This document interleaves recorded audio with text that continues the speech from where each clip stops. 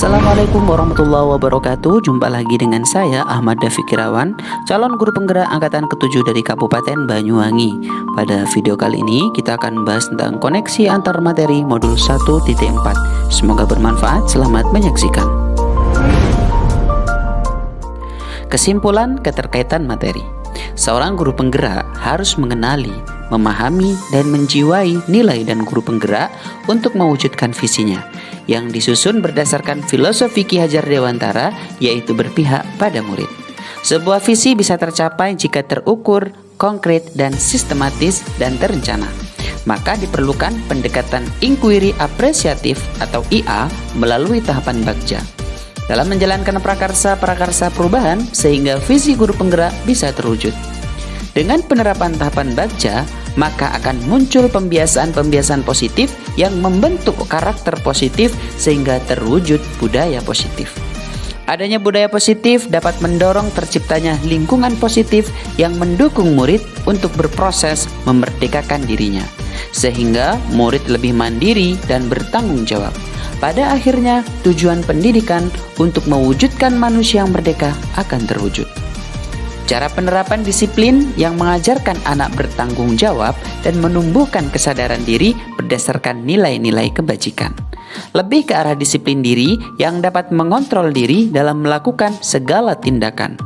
Dapat membuat murid memahami dan menyadari berdasarkan motivasi internal, bukan akibat paksaan, pujian, ataupun hukuman.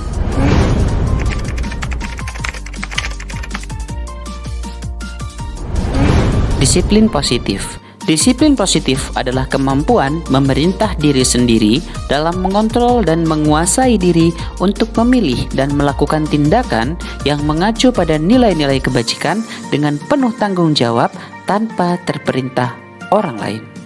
Teori kontrol. Kita hanya bisa mengontrol diri sendiri. Kita tidak bisa mengontrol orang lain. Dan setiap tindakan yang kita lakukan memiliki tujuan. Teori kontrol.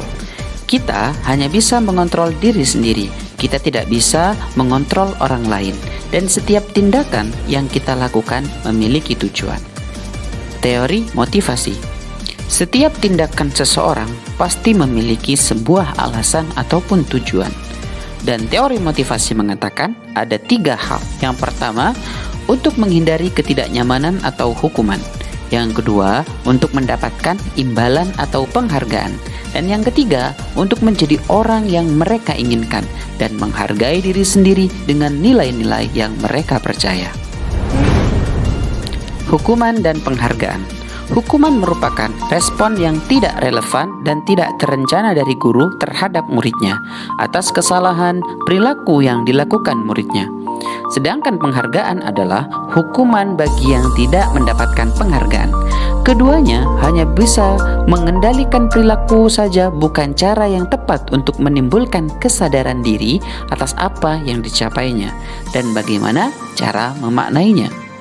Untuk menjadi orang yang mereka inginkan dan menghargai diri sendiri dengan nilai-nilai yang mereka percaya.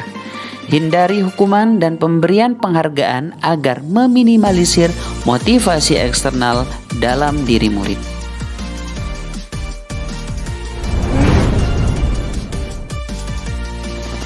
Kebutuhan dasar manusia juga terdiri dari 5 hal. Yang pertama adalah kebutuhan bertahan hidup atau survive. Yang kedua adalah kebutuhan akan kasih sayang dan merasa diterima. Yang ketiga adalah kebutuhan penguasaan. Yang keempat, kebutuhan kebebasan. Dan yang kelima, kebutuhan kesenangan. Posisi kontrol guru menurut Dr. William Glaser, di mana ada 5 hal. Yang pertama adalah penghukum, kedua pembuat merasa bersalah, yang ketiga adalah teman, yang keempat pemantau, yang kelima adalah manajer. Keyakinan kelas, yaitu keyakinan nilai-nilai kebajikan universal yang disepakati secara tersirat dan tersurat, lepas dari latar belakang suku, negara, bahasa, maupun agama. Keyakinan kelas adalah kesepakatan kelas yang dibuat berdasarkan nilai-nilai kebajikan universal. Dan selanjutnya adalah segitiga restitusi. Segitiga restitusi adalah suatu proses dialog yang dijalankan oleh orang tua ataupun guru agar dapat menghasilkan murid yang mandiri dan bertanggung jawab. Adapun langkah-langkah dalam segitiga restitusi ada 3 langkah. Yang pertama, menstabilkan identitas. Yang kedua, validasi tindakan yang salah. Dan yang ketiga, menanyakan keyakinan.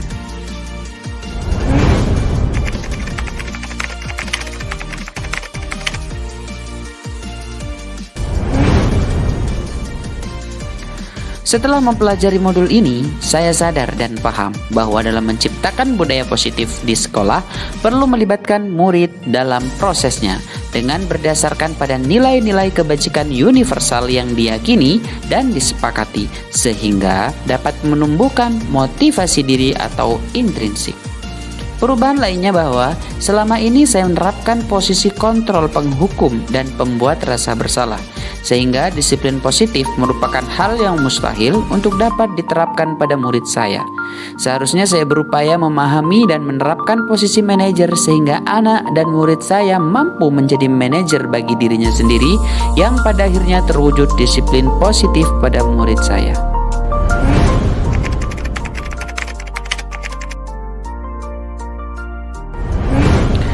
Ketika saya membuat kesepakatan kelas, murid saya sangat bersemangat dan berani mengungkapkan berbagai nilai-nilai kebajikan yang perlu diyakini dan disepakati bersama, demi tercapainya disiplin positif di kelas maupun di sekolah. Pengalaman yang saya alami terkait penerapan konsep-konsep inti dalam modul budaya positif, yaitu ketika pada penerapan segitiga restitusi. Untuk menyelesaikan masalah, ternyata ketika langkah-langkahnya dilakukan secara tepat, maka murid saya mampu berbicara, mengungkapkan alasan mereka berbuat salah secara jujur. Dan mereka pun tahu dan mampu memperbaiki kesalahannya sehingga mereka mau merubahnya tidak dengan paksaan tapi atas inisiatif sendiri berdasarkan pada nilai-nilai kebajikan yang telah disepakati.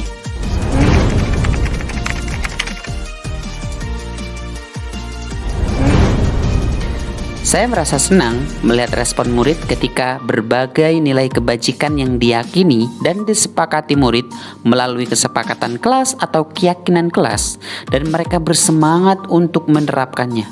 Ini akan menjadi awal yang baik dalam menumbuhkan disiplin positif, pada akhirnya tercipta budaya positif di sekolah.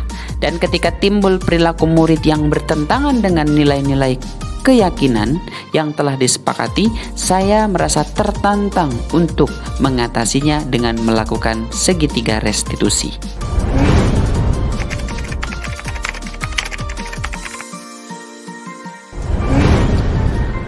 Menurut saya, hal yang sudah baik ada di kelas dan lingkungan sekolah adalah nilai-nilai kebajikan yang dipercayai, diyakini dan disepakati melalui kesepakatan semua warga kelas, sehingga bisa menumbuhkan disiplin positif.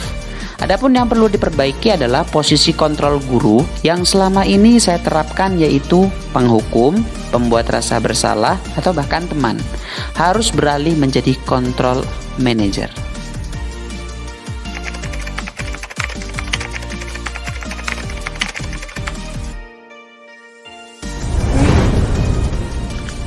Sebelumnya, saya sering menggunakan posisi kontrol sebagai penghukum dan pembuat merasa bersalah, bahkan juga sering menggunakan posisi kontrol teman.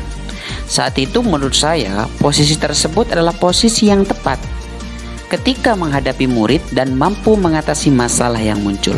Walaupun hasilnya yang diterapkan tidak sesuai dengan yang diharapkan, setidaknya murid menurut untuk sesaat. Setelah mempelajari modul ini, saya menerapkan posisi kontrol manager. Perilaku yang tampak pada murid adalah mereka lebih bertanggung jawab atas kesalahan yang dibuatnya dan atas inisiatif sendiri mencari solusi agar memperbaiki kesalahannya.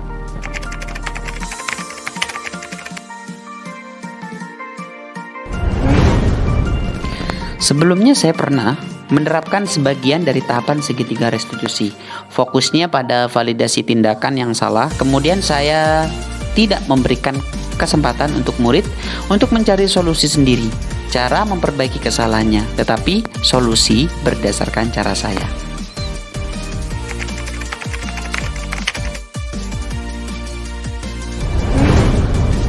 Hal lain yang menurut saya penting dalam menciptakan budaya positif di lingkungan kelas maupun sekolah adalah adanya kolaborasi yang konsisten dan berkelanjutan dari semua pihak yang berkepentingan, yaitu sekolah, orang tua, dan masyarakat sekitar.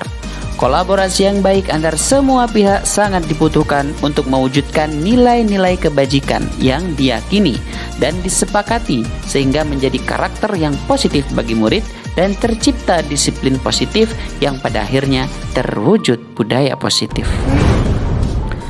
Itulah tadi video tentang koneksi antar materi di modul 1.4 ini. Semoga bermanfaat. Kita jumpa lagi di video-video selanjutnya. Saya akhiri. Wassalamualaikum warahmatullahi wabarakatuh.